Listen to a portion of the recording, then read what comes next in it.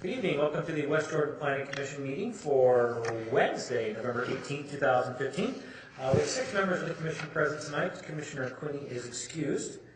Jumping right into our agenda, we do have one item on our consent calendar, which is the minutes from our last meeting.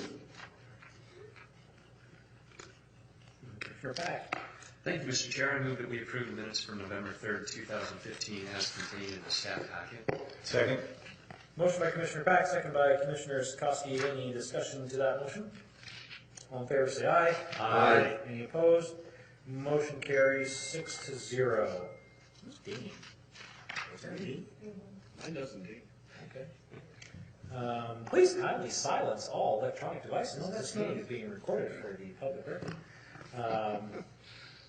All right, we have 3 items on our for public hearing tonight. The first one is the Bodenvest rezone, 8990 South, 5600 West, rezoning a third of an acre from MP to SC3. Merrill Bunker is the applicant. Is the applicant present? Yes, sir, you are. The time is now yours. Here. What would you like to tell us? I don't think I need a third of an acre manufacturing part on my site. I have almost 30 acres of shopping center zoning, and I acquired the site from the city, as you know, and I should have had them rezone it before they sold it to me, but it's always intended to be shopping center, and so it should be shopping center. Well said. Any questions for the applicant? Looks like we have about as much to say as you do on it. Thank you. Okay, thank you. Ms. Larson. I think also that the applicant covered it well enough. Explanatory. And staff supports the proposal to rezone from MP to SC3. Do you have any lengthy, in-depth questions for staff on this? I'm going to move that we approve the rezone. Well, we do have a public hearing. Oh, do we? Oh, sorry. We do have a public hearing, sorry. But hold that thought. Thank you. What we are is a public. Yes, so it is. It was noticed as a public hearing, so we will open the public hearing. If there is anybody left in the audience who would like to speak on this particular item. Seeing none, we'll close the public hearing.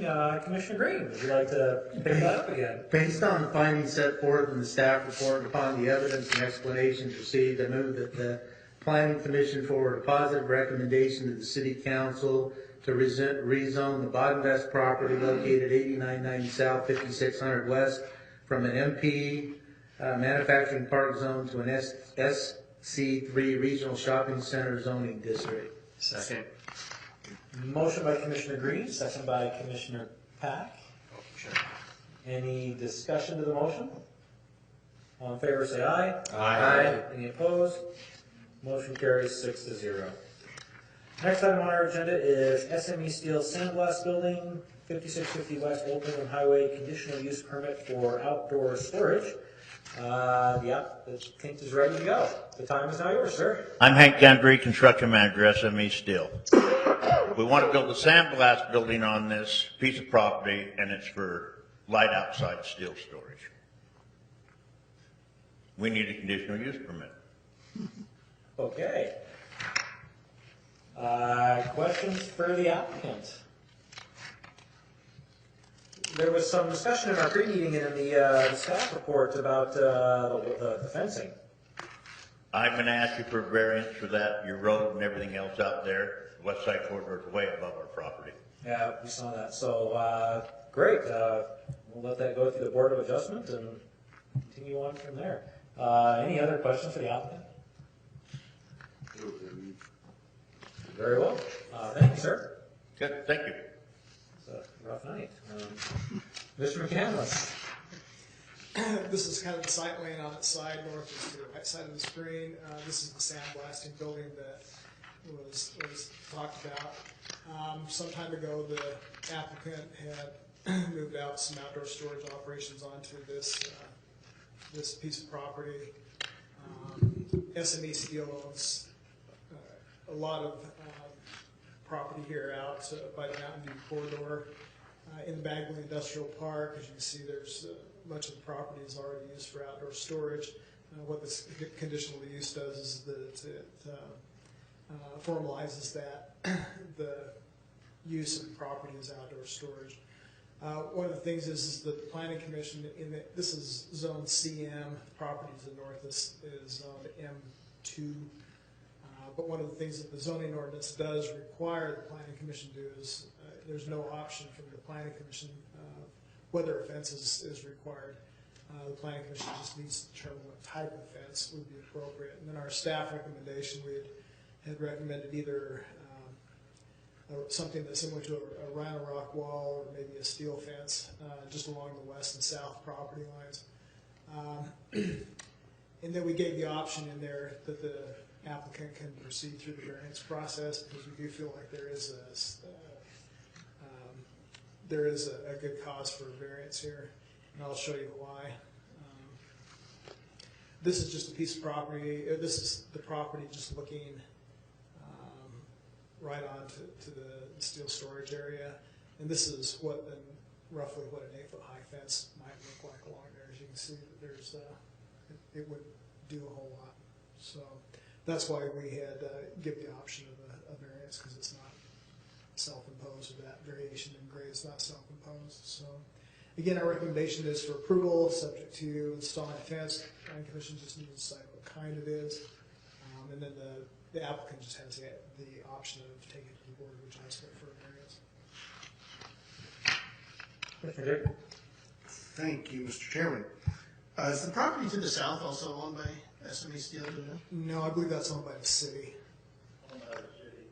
Okay. In that case, would it be prudent to, I mean, you don't have the topographical issues there, would it be prudent to still require a fence on the south side of the property?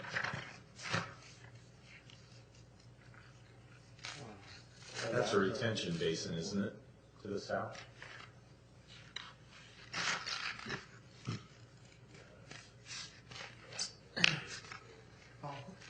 Nate was saying that that's a detention basin that you got built as part of the Mountain View corridor. Okay. No, the city owns that. In the explanation, you mentioned that the code would require a fence on the west and south side. I'm sorry? Did you mention that the code would require a fence on the west and south side? It's where it's visible for the public, so Oh, okay. you can just say along the west side if you want. Okay, thanks. Well, that begs the question, and if this goes to the Board of Adjustment, they have the topographical issue along the west side, but what would be the reason for a variance along the south? Well, it's either visible for the public or it's not visible to the public because of the Mountain View corridor. If it is visible, then you need the variance or the fence. If it's not visible, then you don't need a fence or a variance. The Board of Adjustment could put the variance in because regardless of whether they place the fence according to code, they're going to have the same visual effect.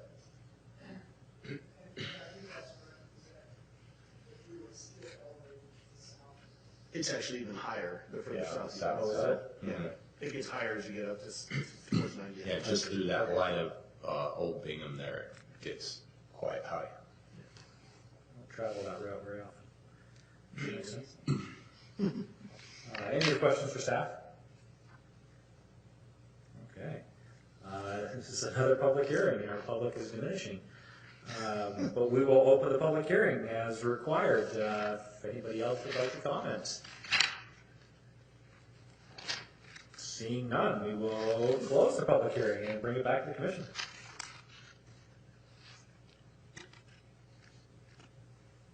Commissioner Skoski. Well, since there's not a lot of discussion based on reading the staff report and the new evidence, further explanations, discussion received in this meeting today, I move that the Planning Commission approve the conditional use permit for outdoor storage of the SME Steel property located at 5650 West Old Bingham Highway in a CM zoning district with conditions contained in the staff report. Second.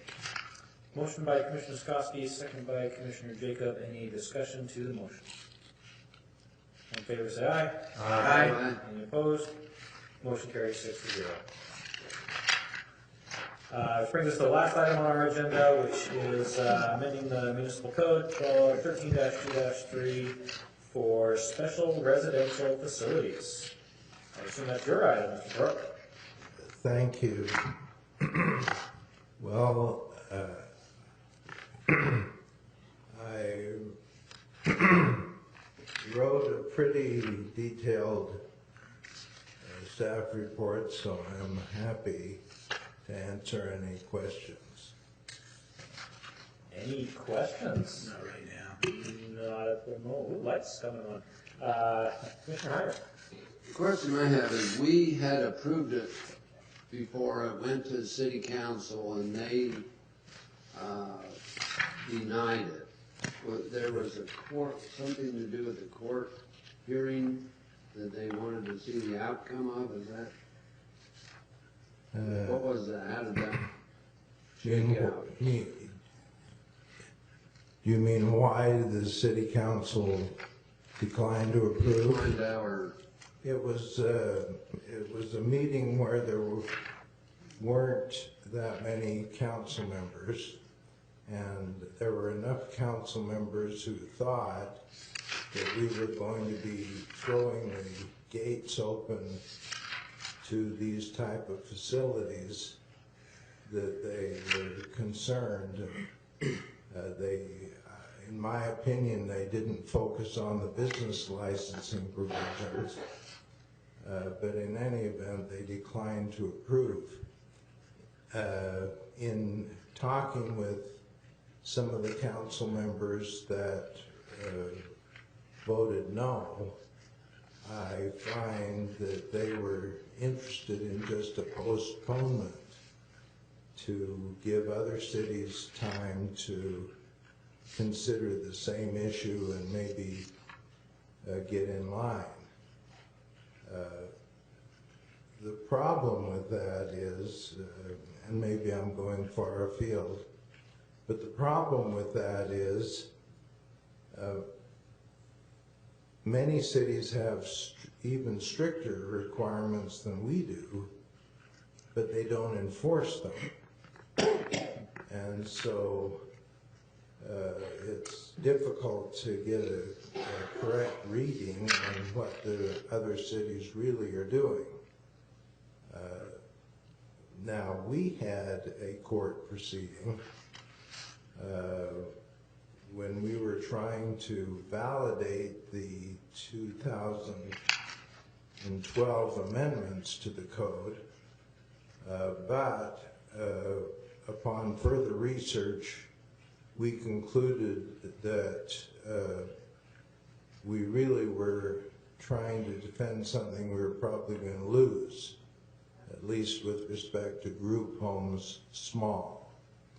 So instead, we concluded to do what we're trying to do tonight, and that is basically make group homes small permitted uses in residential zones, but make them subject to business licensing with provisions and regulations that really, we think, go to the issues associated with the group home narrowly rather than trying to exclude them from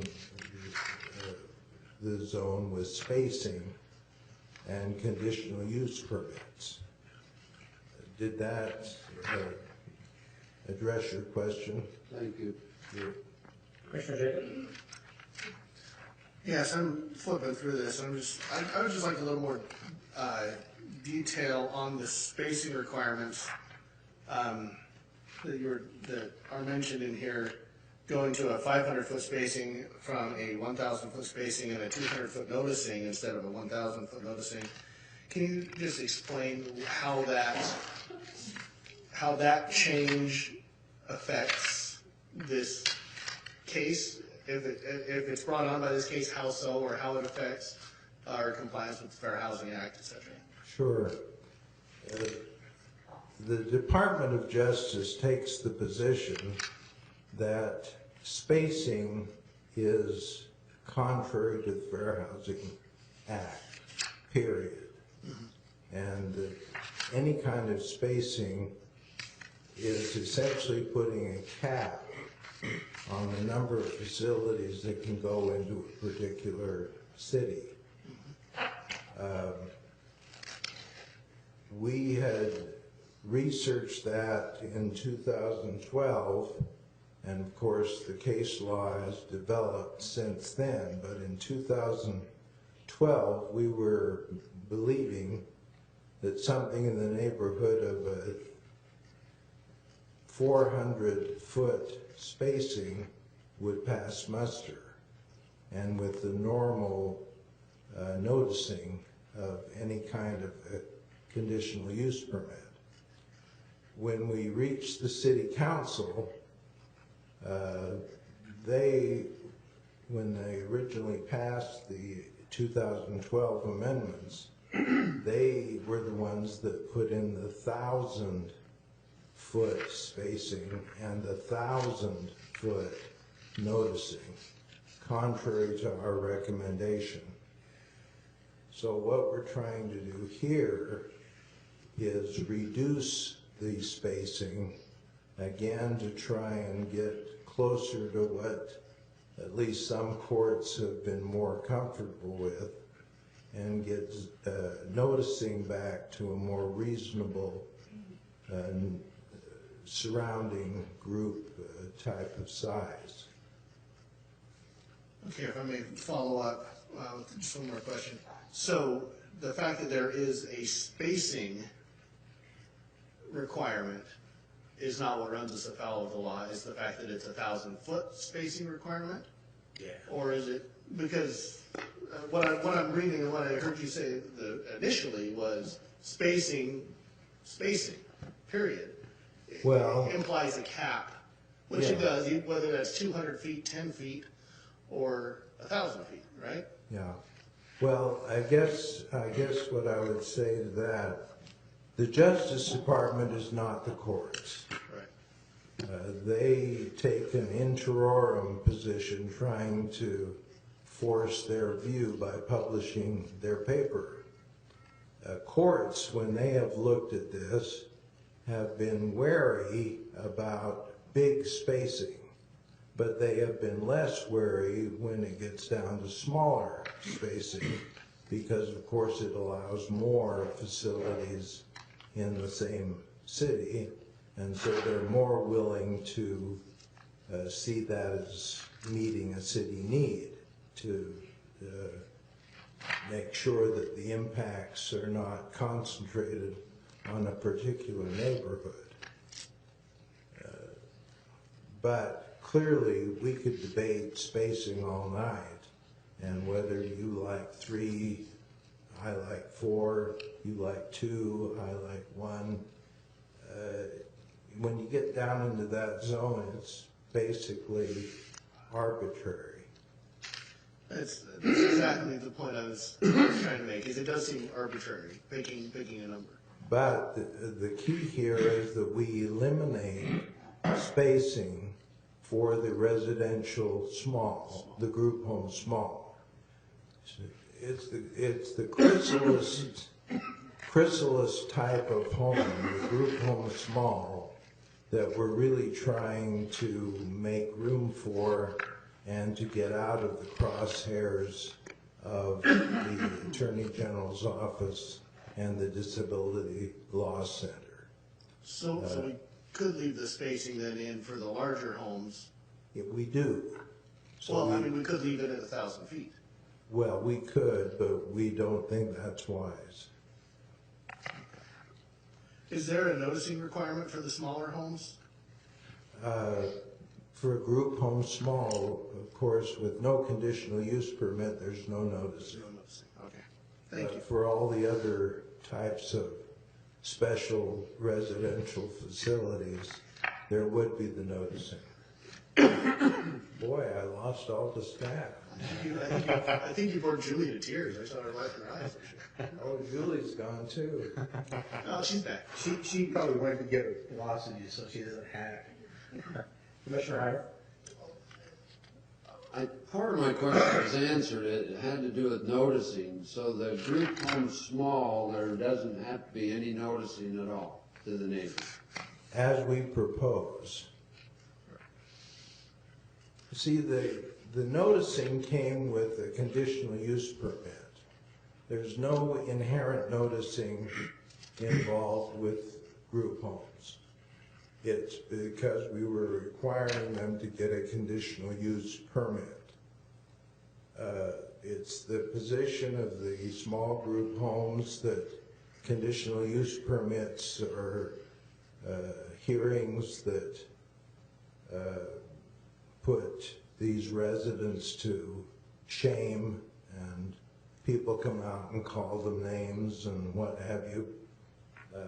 And so the industry has developed some case law that says that putting these through a conditional use permit is a violation of the fair housing requirements. So again, the theory here is to say, at least for group homes small, we are trading the very focused business licensing regulation for the more blunderbuss zoning regulation. Commissioner Green? Oh, sorry. Do a follow-up? Yes. So what you're proposing is a 200-foot noticing, correct? For all the facilities except group home small. Okay. And they don't need any of those. Commissioner Green? I'm looking over the definitions here, and I'm looking at the Utah administrative rules that the Department of Social Services or Human Services, whatever they decided to change their name to last week. They have definitions of things like mental health homes, children and youth homes, some of those kind of things. Where would they fall under these definitions? Because our definitions are, when you look at substance abuse, it's for substance abuse. Transitional home is for victims of abuse or crime. The group home is for people with disabilities. How would these other ones fit in? I would assume that those that you mentioned would qualify here as a group home. Okay, then shouldn't we? Okay, well, after we do the public hearing, we'll probably talk about some wording. Any other questions for staff? So I do have one more.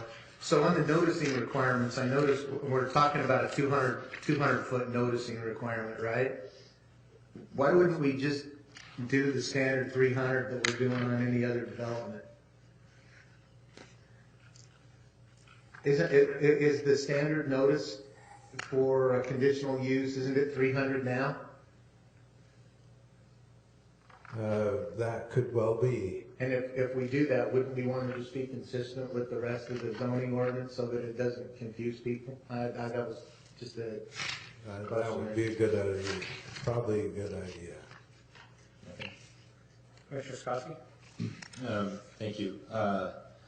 Under the definitions, group home small, it says small group home means a residential facility set up as a single housekeeping unit and shared by up to 5 unrelated persons, exclusive of bona fide caregiver or caregivers. Does that mean that a caregiver will be present all the time, or? Well, that is dependent upon the business licensing requirements. Okay. But as far as exclusive of a bona fide caregiver? In other words, there can be 6 or 7 Okay. if 2 of them are caregivers. Okay. There has to be a caregiver on the premises for most licensed ones at all times. That's right. In fact, there's some very specific rules on bedrooms and those kind of things that they have to have. Sure, that's all. Thank you. Okay, well, we'll open it up for the public. Seeing no public wishing to comment on this item, we will close the public hearing and bring it back to the commission for what sounds like some further discussion. Commissioner Green. I don't know where to begin here because I have some heartburn with some of the construct here and stuff. So maybe we can focus on the section, the residential treatment centers under 4 before we move to 13. But a couple of these, as I look at this, a couple of these things, I'm looking at paragraphs B, D, and F, and then I'll come back to a couple others. But B, D, and F just seems like they ought to be, those are more zoning regulations than they are licensing regulations. And I wonder if they shouldn't be as part of as a general zoning requirement as opposed to actually licensing. Because isn't section 4 part of isn't that the licensing code? So I have a concern. So I'll just it's B, D, and I think E, and then I'll have to tell you as I'm looking at this one, and then we talk about 13 here in a second. Section G. I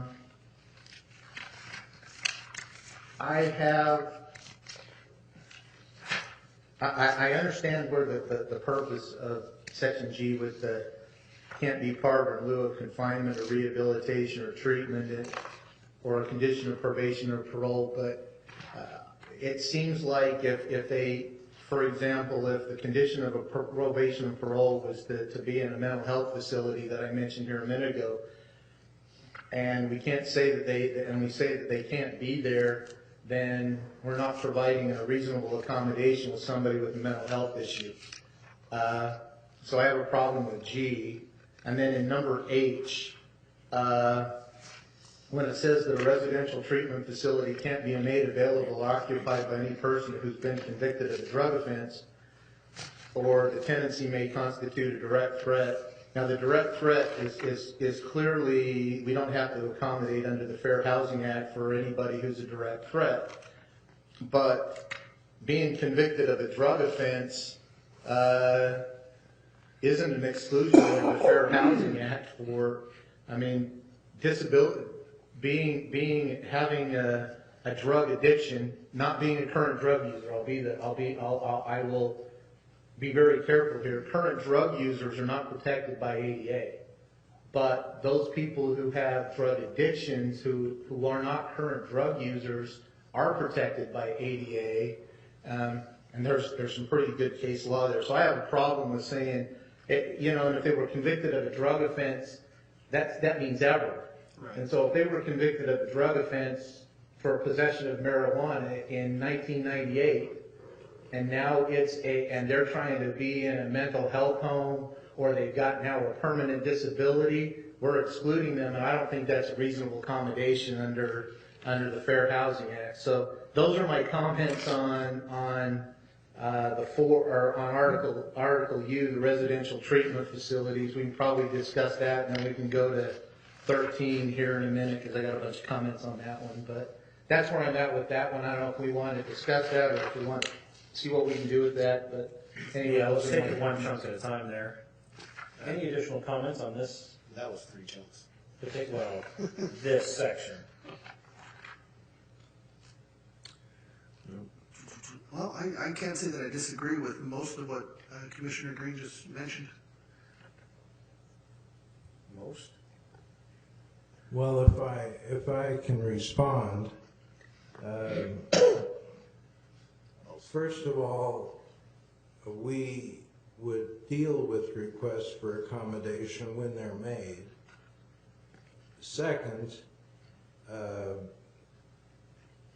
we're getting, even though some of these may look like they could find a comfortable home in Title 13, we're remember, we're getting out of Title 13 enforcement for group homes small. So in order to get some of these points, we're coming at it through the business license, which seems to be a far more fruitful field and much more supported by court decisions and even the community, rather than, the provider community, rather than trying to enforce them in zoning, which would almost be putting us back to a conditional use permit. So what you're saying is that in a group home small, this is any group home. Any group home can't have anybody who's been convicted of a drug offense.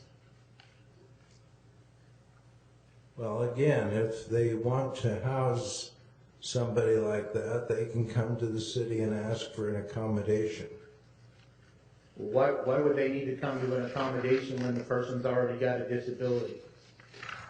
The drug offense, being convicted of a drug offense isn't something that would, that could be, they may have a valid disability and convicted of a drug offense. That just seems like that adds an extra burden that would impose some discriminatory requirements under the Fair Housing Act.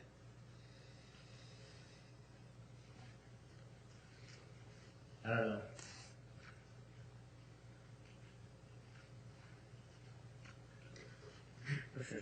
Thank you. Yes, I would agree as far as that one line. I think that one line should probably be stricken, mainly because of what you said, if they were convicted 100 years ago. And the current disability has nothing to do with that. And if it does have something to do with a recent drug offense, then the tendency may constitute a direct threat, and it's covered. As long as the direct threat language is covered, remains. So I think if you struck from the word who, by any, available to or occupied by any person, skip down to whose tenancy may constitute a direct threat, I think you cover the potential problems with previous drug offenders. I think they'd be covered under that direct threat. I agree with you. Commissioner Skoski? I agree as well, and partially because if you skip over to section 15, which I know we're going to cover later, there is a provision in there for residential substance abuse treatment home small. And if we're eliminating anyone who's been convicted of a drug offense, then that doesn't allow those people to be treated in a group home small. So I know there's people that voluntarily go to treatment centers, but I feel like a lot of times we tend to take our people who have been misdirected and try to institutionalize them, and I don't personally believe that that's necessarily the healthiest thing. I feel like if you can get them into an environment where they're surrounded by peers that would help them and live lives without that, it can be more beneficial to their long-term treatment. So eliminating, only giving these people opportunities to live in large group homes, in a sense, tends to, I feel like, institutionalize them more.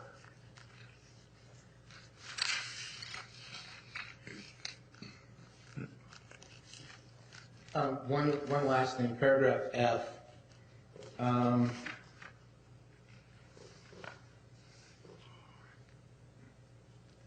The section after the word staff member, where it says the residential facility for persons with disabilities shouldn't house more than 2 people within a single bedroom, yada, yada, yada. There's actually, the Utah administrative rules actually go into a whole lot more detail about the beds and the number of bathrooms and the facilities and how it's equipped. And this one only addresses disabilities. And I wonder if it wouldn't be easier if we just referred to the Utah Code and the Utah Administrative Rule to just say as a condition of the licensing, which they already have to with the state, but we could reiterate that as a condition of the licensing, they have to meet the requirements of Rule 501, Rule 501.19 under residential treatment, and call it good. I mean, it's an extensive list about what they have to meet with the zoning ordinances and everything, but then it talks about the spaces provided, the sleeping space, no more than 4 people, no more than 2 with disabilities in a bedroom, 60 square feet per person, 80 feet per person in a single occupant bedrooms, sleeping areas with natural light. It talks about the bed, the sleeping quarters, and bathrooms, and a whole bunch of other stuff. And I'm just wondering if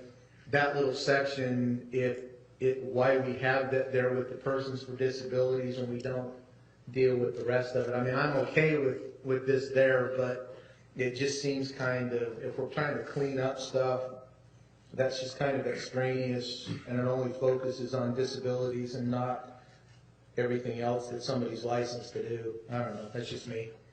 Well, what we don't want to do is get in the business of enforcing state rules or requirements. And so we'd just soon keep this more basic. Right, then why do we have these 3 lines in there? Because that's the provision of the state licensing law. The residential person can't have more than 2 people with a bedroom. That's the state rule right now. I think maybe what it's there for is, so it gives the city, this is what we want to enforce, this is what we would be looking at. The state is gonna be involved anyway. Right. And they're gonna have their own oversight. This kind of brings it down to what we would be in charge of enforcing. And I get that, but this only deals with disability, so that only applies to group homes. Unless we change the definition of group home, because group home right now is only a disability. It doesn't include the mental health and the child and everything else. So if this only, so this says, residential for persons with a disability, yet we have a whole lot of other. So my question is, why are we writing sentences, why are we putting into the code things that, I mean, either we go all the way or we don't have anything. I mean, I guess I'm confused on why we have that sentence there just for disability stuff, and maybe I'm getting too far into the weeds, but when we're talking about residential facility with disabilities, what difference does it make that we're enforcing the 2-person rule there when we're not enforcing any other rule? And why is the city choosing to say, hey, on a group home, we're going to enforce this rule more than anything else anything else that somebody's licensed to do? Does that make sense? I see the mistake. We tried to catch every place that was limited to disability and change it to residential treatment facilities, and we probably missed this one. So instead of persons with a disability, we can just take that out, because this would apply to all residential treatment facilities. So replace persons with a disability with residential treatment facility? No, just take out persons with a disability. Right. So the residential treatment facility, insert the word treatment. Oh, yeah. Line above. So then what you're saying is then we would be more restrictive than the state administrative rule. To this extent. Because the state administrative rule allows no more than 4 people in a single bedroom. So this one we would make it more restrictive than the state rule. Would that subject us to any sort of litigation since the state rule says 4 people per bedroom and we restrict it to 2? One of those add to but cannot take away from kind of deals. Or we can, we're making it, I don't know, you're absolutely right. Generally, cities are free to have more strict requirements than the state code.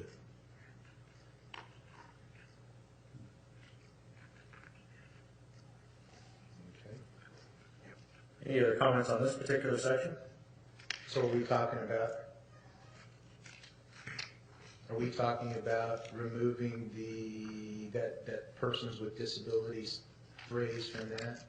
Yes. And adding treatment after the, between the and residential. Between residential and facility. Which matches it up with everything else that's there. Everything else refers to a residential treatment facility. Shall not, and just strike the words with the disability. Yep.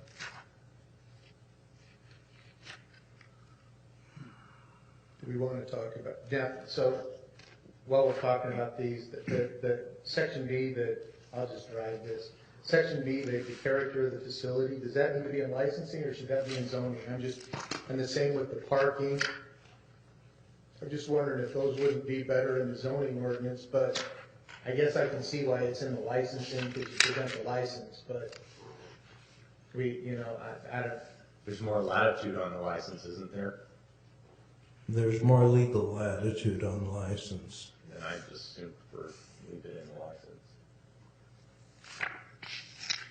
Okay, all right, then I'm probably okay with that. So on H, are we striking, after person who has been convicted of a drug offense or, and then, so it's going to read, the residential treatment facility shall not be made available to or occupied by any person whose tenancy may constitute a direct threat. That's the way I read it. That's the way yeah. That was my suggestion. I like that. And then the only other one I had issues with in G were just the conditions of probation or parole and being referred. And I'm just wondering if they were referred I'm just wondering if G is redundant to H. I mean, if they're a direct threat, and we've got the whole assessment section that's part of this that's down below with 42U3. Do we really care? I know neighbors would say otherwise, but do we really care that the residential treatment facility, somebody referred to them from Judge Coon's court that said, hey, I need you in a residential treatment facility as part of your probation to help you get cleaned up. Do we really care that that's happening? I mean, I guess here's my philosophy is that if we got houses all over the city and people are on probation and parole all the time. And so what? If they're violent and they're a direct threat to the community, okay, we still have them in our community all the time. We have domestic violence people all the time, and we can. It seems to me that we can get I guess my question is, why does this have to be voluntary in nature? If somebody says, hey, go here, as long as they're not a direct threat, so what? I think that's the point of Section 3 there, is to determine.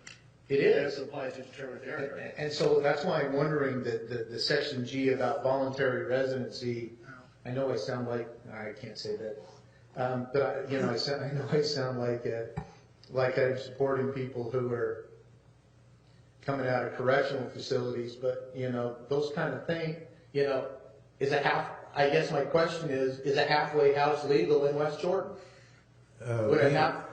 We have not allowed halfway houses, and so this provision G was intended to make sure that we didn't get a halfway house through the back door.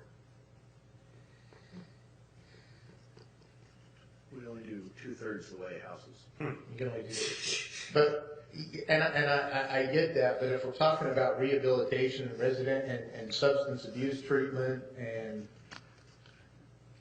some of those kind of things, saying it's well, I get it, whatever. I guess we could live with that, but I just wonder if we're subjecting the city to a lawsuit there. But if the purpose is to not have a halfway house, maybe. I'm just wondering what the courts would say if we ban a halfway house, but. Because it seems to me, wouldn't a halfway house fall under Fair Housing Act? They're not a direct threat to the community? That I'm not sure, but all I know is we haven't provided for them. I guess that's where it comes down to the bottom line concern is that what's a dwelling? If you had a halfway house of, well, if you had a halfway house of five people, I'm just thinking through the statute. If we have a halfway house of 5 people, it's not defined as a residential treatment facility. You have a halfway house of 5 people or less. It's not defined in code. We don't come out and outright ban halfway house. Somebody could set up a halfway house with five unrelated people, put them in a neighborhood because the city rental ordinance allows for it. We could have it, and they would backdoor it anyway. If I may, we need to remember that the zoning code is permissive. It's not, if we fail to prohibit it, you can do it. You can do it only if we permit it. Well, but we permit up to 5 unrelated people to live in any apartment into any rental property. Well, a halfway house would have characteristics that would be significantly different than 5 unrelated people sharing a house. How? If you had just 5 people living there? There would be supervision, there would be visits, there would be possibly live-in assistance. It very well might be a business. It very well might, but if you had 4, so just follow my logic through. If you had 4 people that were living there, plus somebody that lived there full time and took care of them, that's 5 unrelated people living there, and just like any other house, you have visitors coming and going, and it's a business just like I rent out a mobile home over off of 13th West, and I have to have a business license. I think the difference here is the permitted use in a sense that when you zone residential, it's intended, your permitted use is intended to be residential, as in, you live there and you're not receiving treatment there. Hear me out. But where the conditional use comes in is that it's something alternate to the accepted definition of residence. So if you have a caregiver there that's just living there and they're helping out, that's no different necessarily from helping out my grandma living there. However, if that person is being paid to assist those people, then it changes. Why? Because you have, well, but follow my logic through. You have live-in nannies. They're the same thing. We don't require a conditional use permit to have a live-in nanny. We don't require a conditional use permit to have a live-in home helping. So what I'm saying is that if you had 4 unrelated people and somebody getting paid there to take care of them, you could put a halfway house in with 4 people and the person living there, and we can't stop it because that's a permitted use under the current rental rules. Because all you have to do is have 5 people. You just say, hey, we're renting them out. We're renting out I'm renting it to 5 people and somebody's living there. I get what you're saying. If it's not permitted, it's prohibited. But we actually permit 5 unrelated people to live in a situation, and we allow unrelated people in residential situations to live in there that are unrelated people and earn money to take care of people. But doesn't the type of business that's driven there can change that?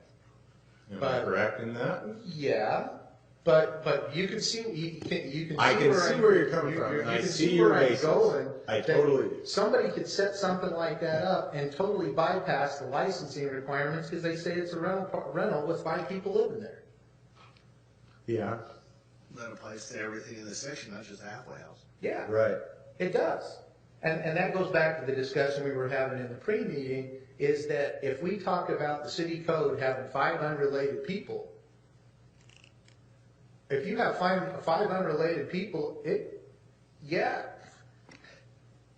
You know, and what's interesting about this one is that it's 500 unrelated people exclusive of the caregiver that probably has to live there. So we're actually talking 6. So we're not actually not bringing it into code with West Jordan City unless we take the exclusive out. Mm-hmm. But if you've got 5 unrelated people there, they could set it up as a group home with 5 unrelated people, and the only way we know about it is that they have to apply with a license with the state.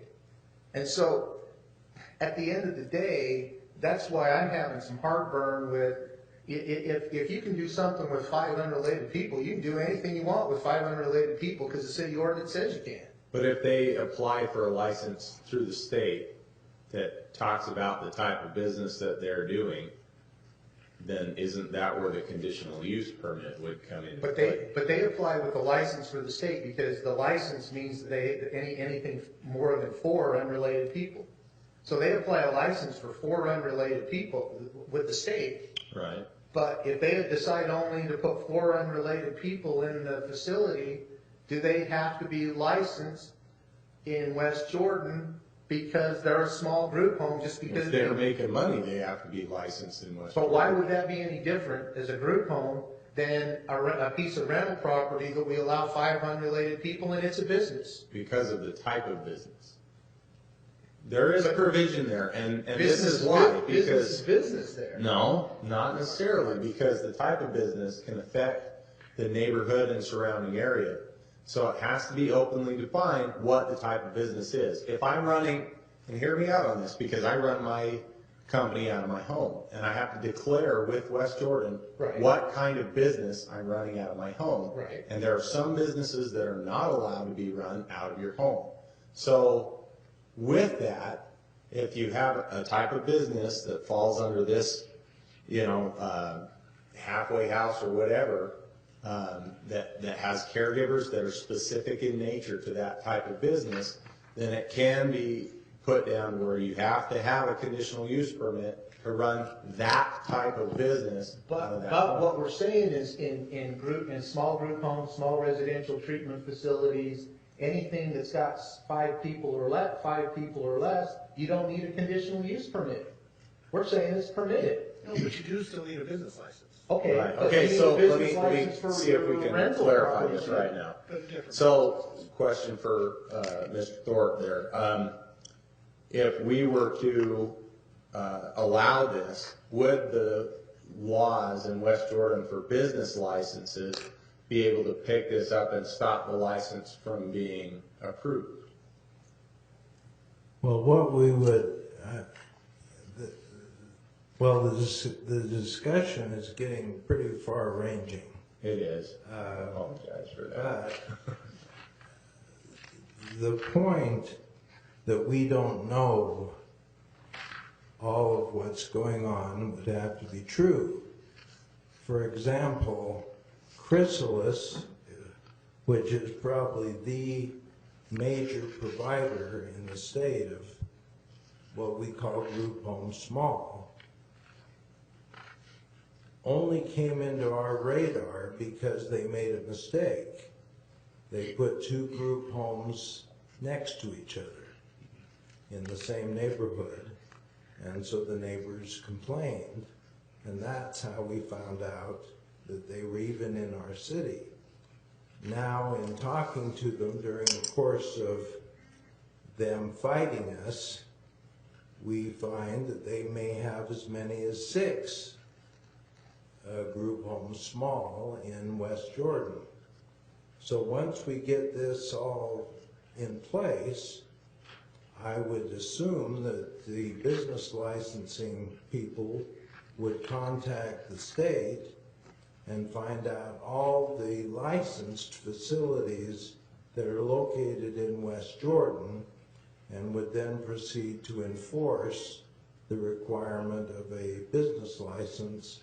And if they were not group homes small, but were some other type of facility, would enforce the conditional use permit requirement.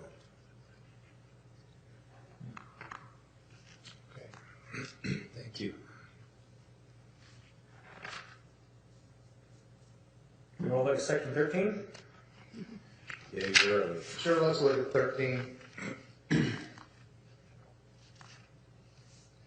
Since I'm the one voicing most of the concerns, I'll just start through it. I have a problem with the definition of group home large because it's specific for a person with disabilities. And maybe that's just an oversight that that we probably, maybe we need to drop for persons with disabilities. What's interesting about this definition is it says a large group home can't be used for persons who are diagnosed with a substance abuse problem, yet we have a residential substance abuse treatment home that's for people who have substance abuse problems.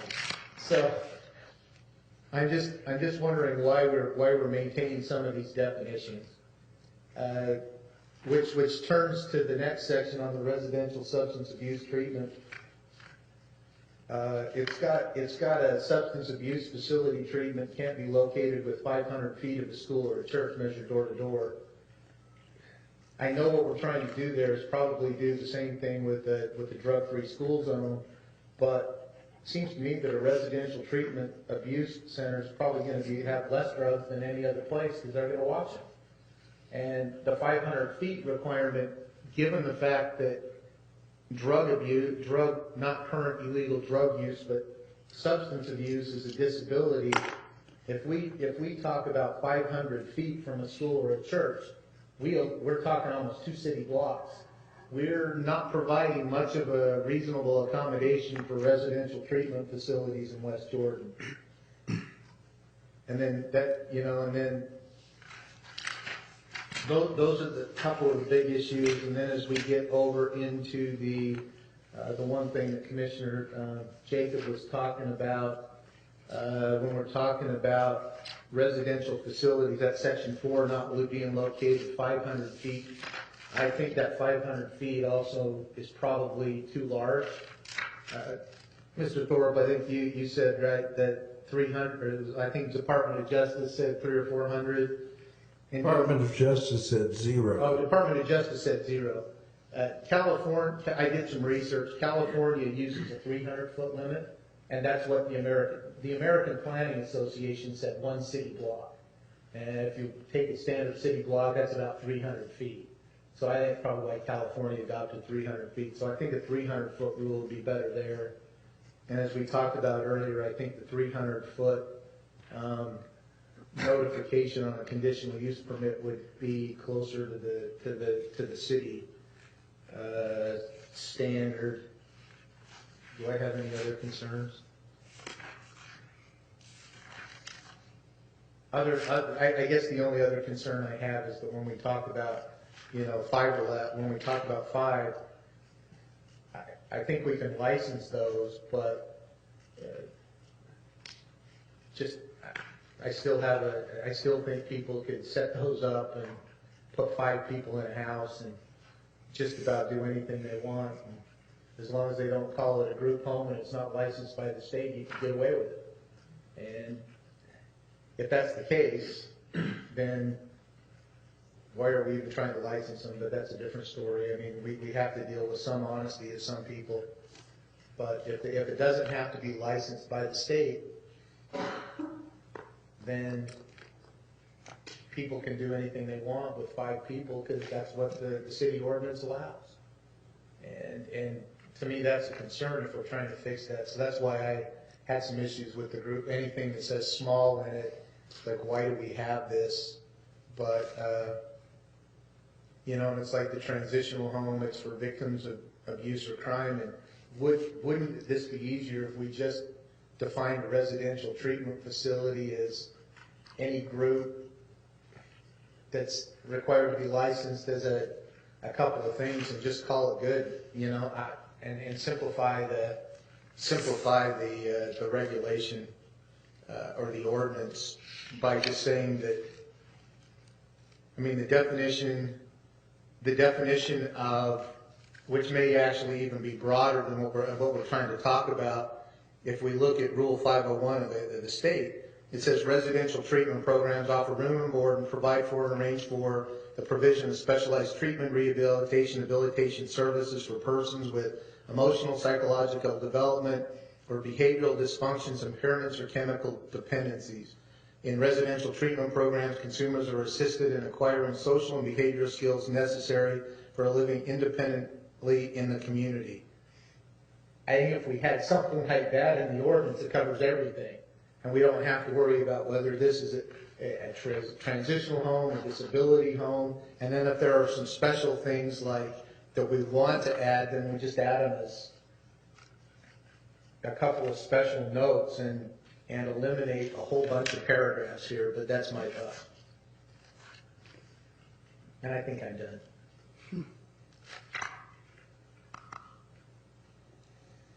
Any further comments, discussion? Commissioner Jacob? Sure.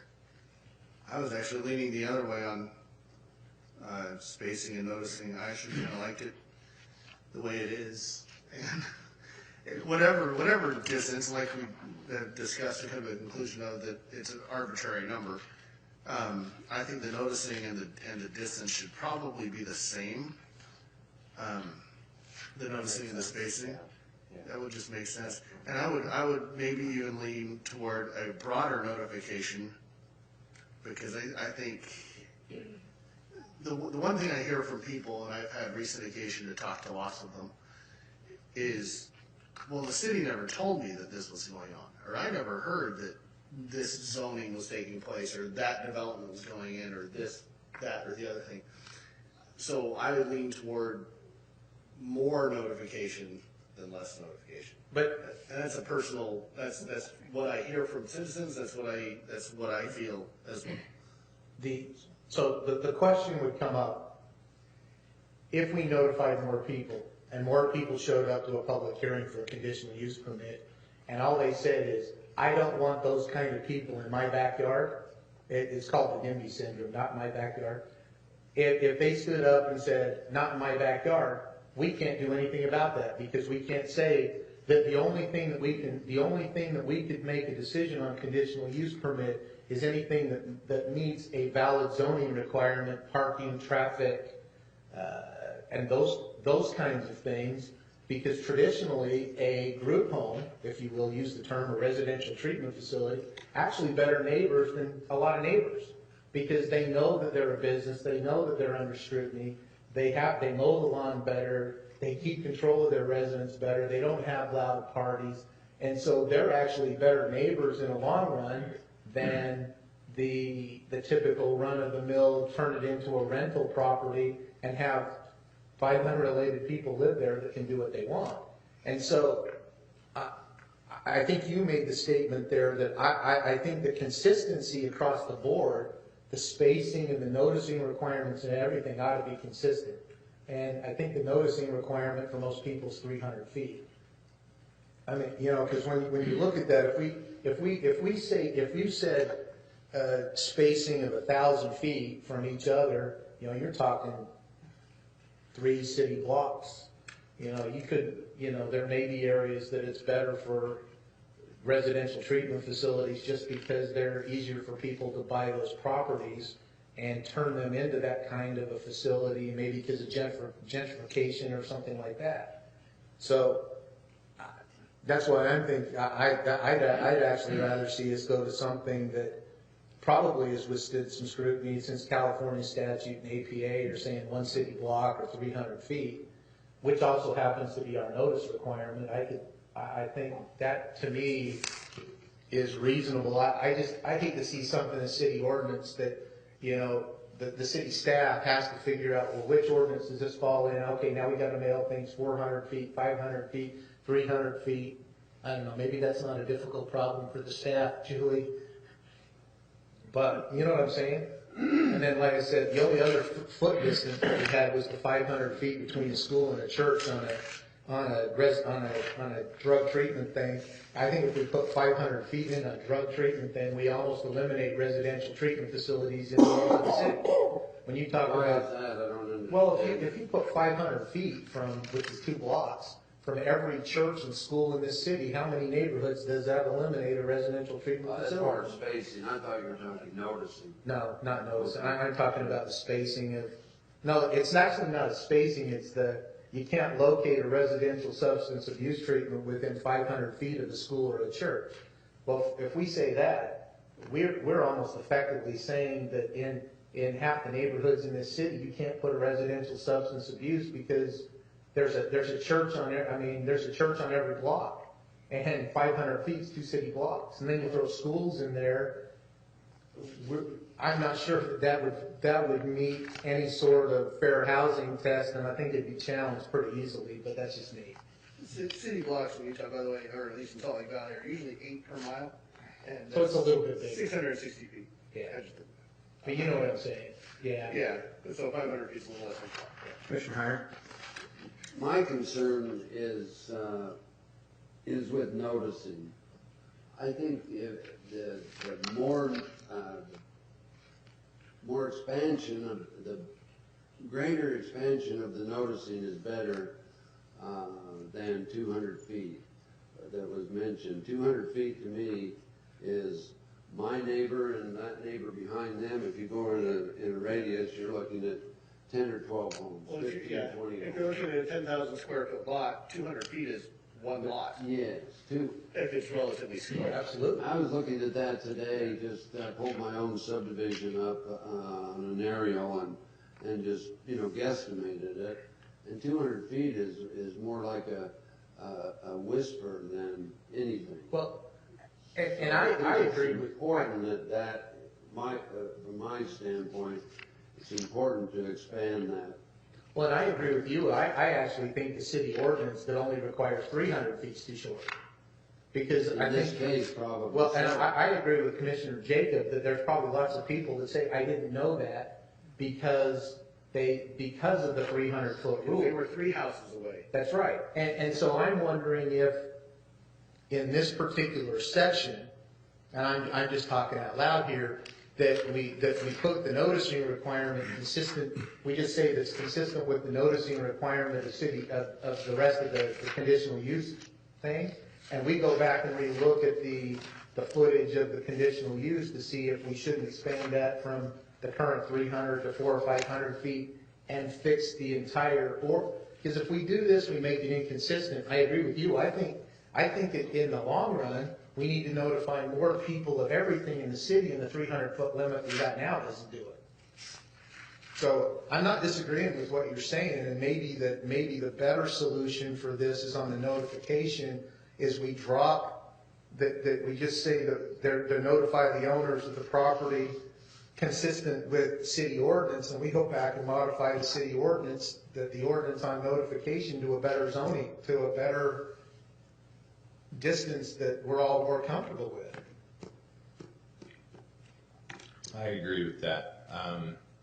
But I also just, if you look at the prison or any of the other kind of big deal items, I found out about that from all my neighbors, because, the people that get notified and are unhappy about it aren't going to keep their mouths shut. They're going to go knock on their neighbor's door. And I feel like if it's something that people are really going to get their dander up, they're going to be marching up the street telling everybody else about it. So, case in point was our last commission meeting where there was an issue across the street and the whole neighborhood showed up.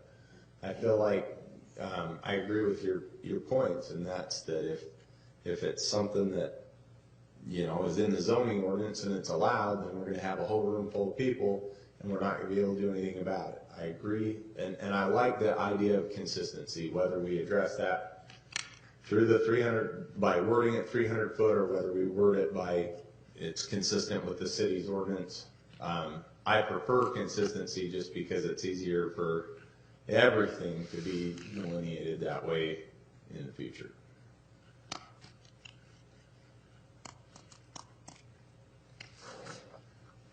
Until we got to that part, I was already going to make a motion, but. Well, we're making a recommendation here Right. to city council, so we can certainly pass all of these recommendations and discussion on to city council as part of that motion. And they'll do with it what they want to, in any case. Because they always do. Well, the expectation of us tonight is not to make any decisions or to make any changes. It's just to do what we've done, make our review, make our suggestions, and then pass that on to City Council for continued discussion. And on that note, unless there is some further discussion, I would like to make a motion to that effect. Move.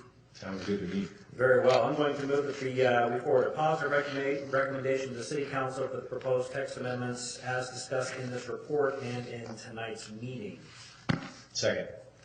Motion by Commissioner Law, second by Commissioner Sikoski. Any discussion to that motion? Do you not want to specify which ones those were? Because we had quite a few. We did, It will as all be contained in the included in the meeting. minutes, and we'll assume that the minutes are reflected there. No, I don't want to go back to all of that. And we will have a chance to read the minutes and approve the minutes prior to the city council. Mr. Chairman, Yes, sir. I can see what you're doing, but again, I go back to my comment that we had a fairly far-ranging discussion, and if we were supposed to put together a legislative proposal for the city council, I'm not sure we can.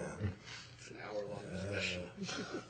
So if I thought we had about 3 discrete changes, Do we want to iron those out specifically then? and it would be my recommendation that we specify the changes that you want presented to the city council. Okay, I'm not opposed to that. Let's, I'll do it. You want, as a friendly amendment? if you want to run through the whole thing, let's just back that motion straight out of there and Withdraw your motion. withdraw that motion and start fresh if you've got those all outlined. Well, I think so. Except for the last part. I might need a tweak on that. But let's go ahead, okay, I'll go ahead and move then that we forward a positive recommendation to the city council for the proposed text amendments as discussed in the report with the following tweaks. Yes, I want the word tweaks reflected, no, I'm just kidding. That in section 4-2U-2F, as in Foxtrot, the phrase for persons with a disability is eliminated, and the word treatment inserted between residential and facility so as to be consistent with the title of the last sentence. So it's the residential treatment facility shall not house more than 2 persons. And in section H of the same section, paragraph H, removing the words "who has been convicted of a drug offense or." And then in 13, and I'm just going to do this to make it simplest. 13-8-20, paragraph 4, on location, no special residential facility shall be located within a 300-foot radius of another special residential facility. And on notification, in paragraph 5, shall notify the owners of every property located within a radius of at least 300 feet as part of the conditional use notification. Second. I would, can I add? Hang on. Okay. Second was motion by Commissioner Jacobs, second by Commissioner Sikoski. Discussion to said motion. There's 2 other things that I would like to see, and that would be in group home large and group home small. Strike the words "with disabilities" in both of those, or with, so that it says that it's a specialized treatment along a rehabilitation service, or actually for persons with disabilities, so that some of the other group homes that are defined in Utah code would meet that. So what we're talking about is in group home large and group home small, striking the words in large for persons with disability and group home small with disabilities. Are you referring to 13-2-3? Yes, in definition. So that it's not just with disability, and well, there's actually 2 in that one. That it just says with, so that it's not just for people with disabilities, that the mental health and the child and youth and some of the other things would fall under the group home. I'll accept that. I don't need amendment. That include halfway houses? No, because we've already left voluntarily in the other section. Okay. I have one question / comment. Did you say these distances are at least? That's what it says. That's what it already says. I just changed the number. Do we ever go beyond that? Asking the wrong guy? Do we ever over notify? It only says at least on the notification. Do we ever exercise any discretion and go beyond that?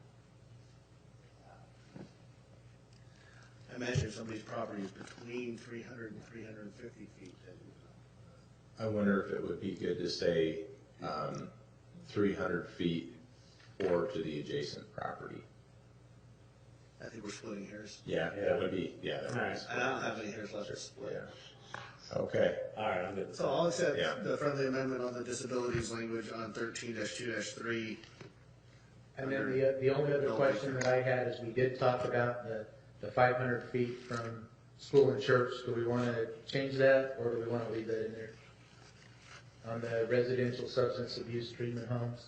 I like it. I'm personally okay with that. Yeah, let's leave it for now. So, Okay, second. Very well, so we've got an amended motion at this point to include those changes from Commissioner Green. Any further discussion to the motion at hand? All in favor say aye. Aye. Any opposed? No. Motion carries 5-1 with Commissioner Green casting the dissenting vote. And that concludes our agenda for the evening. Is there anything else that we need to discuss? I would entertain a motion to adjourn. you might want to note that, that for the vacancies soon to be on the planning commission, and technically there's two, the applications have to be in by Friday, this Friday, to the city council. Who's gonna hear that? I'm just saying you might want to notice in case David, for example, would like to reapply and didn't know that. Or if I wanted to reapply and didn't know that. I would venture a guess that the city might have reached out to David already Yes, in that thank you. instance. Thank you for mentioning that. I appreciate that. That's all I have to say about that. We have a motion to adjourn by Commissioner Jacobs. Any objection to that? We stand adjourned until December 1st. Thank you. I did vote no.